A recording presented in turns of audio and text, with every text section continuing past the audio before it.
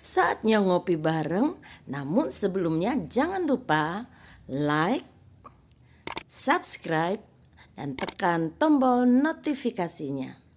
Serta bagikan kepada yang lain.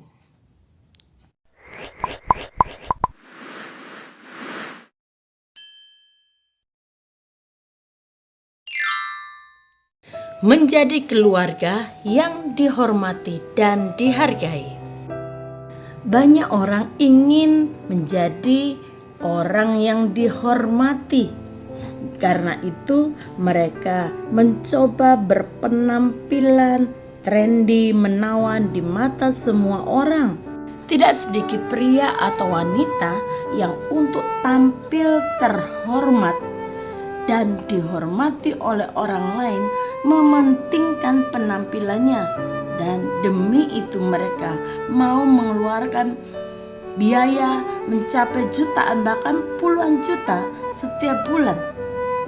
Tampil trendy dan menawan itu memang hak semua orang, tidak peduli jenis kelaminnya, dan tentu saja tidak salah menjaga penampilan. Yang menjadi salah adalah ketika kita melakukannya secara berlebihan sehingga melupakan aspek-aspek penting yang lain. Sebuah kenyataan bahwa di dunia ini orang lebih menghargai orang-orang yang berdandan dan berpenampilan modis daripada orang-orang yang berdandan sederhana.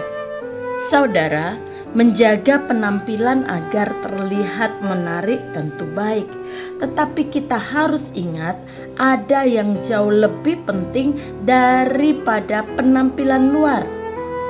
Firman Tuhan dengan tegas mengatakan bahwa segala perhiasan dan keindahan secara lahiriah suatu saat akan sirna.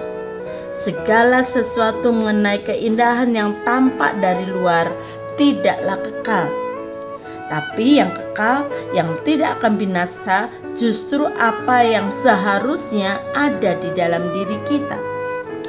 Rasul Petrus mengingatkan, perhiasanmu janganlah secara lahiriah, yaitu dengan mengepang-ngepang rambut, memakai perhiasan emas, atau dengan mengenakan pakaian yang indah-indah.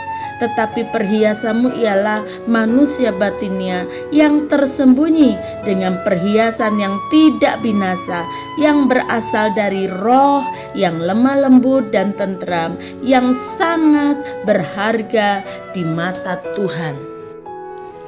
Kepada para perempuan, Rasul Paulus mengingatkan, demikian juga hendaknya perempuan, hendaklah ia berdandan dengan pantas, dengan sopan dan sederhana.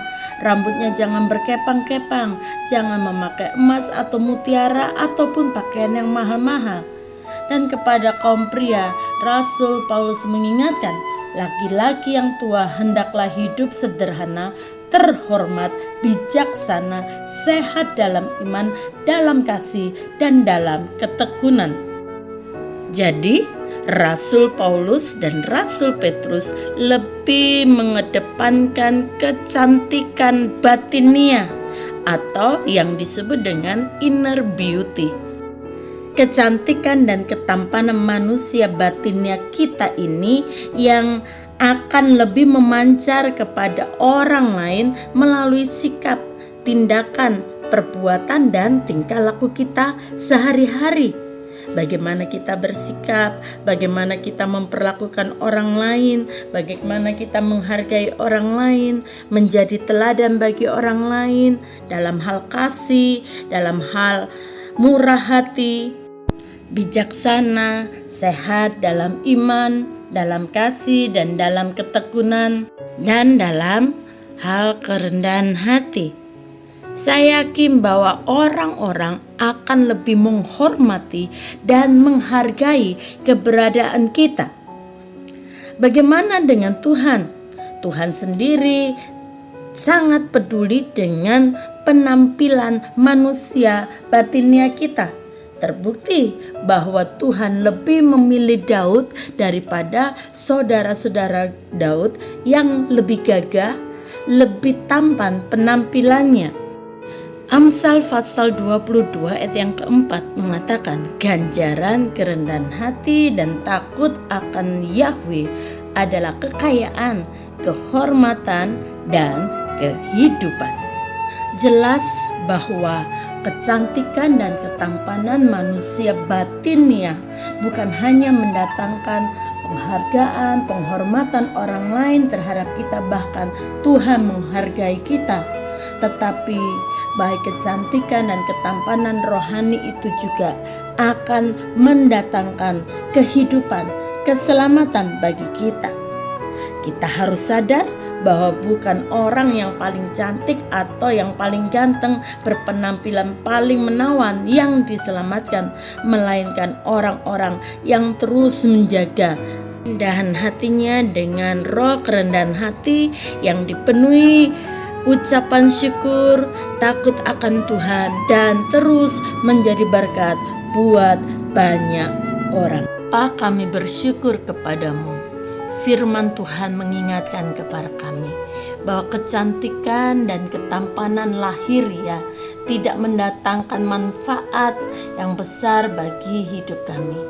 Hanya kecantikan dan ketampanan manusia batinia yang membuat kami dihargai, dihormati oleh orang lain, oleh Tuhan, dan mendatangkan keselamatan bagi kehidupan kami. Tuhan, jadikan kami anak-anak-mu, keluarga Kristen, keluarga yang menjaga kecantikan dan ketampanan rohani kami dengan roh kerendahan hati, roh takut akan Engkau, sehingga kami senantiasa menyatakan kasih Tuhan kepada orang lain melalui sikap, tindakan, tingkah laku, dan perbuatan baik kami sehari-hari. Bimbing kami Bapa, agar kami lebih mengerti apa yang menjadi kehendak Tuhan bagi hidup kami, bagi keluarga kami. Di dalam nama Tuhan Yesus kami berdoa. Haleluya. Amin. Selamat menjaga kecantikan dan ketampanan manusia batinnya kita. Tuhan Yesus memberkati.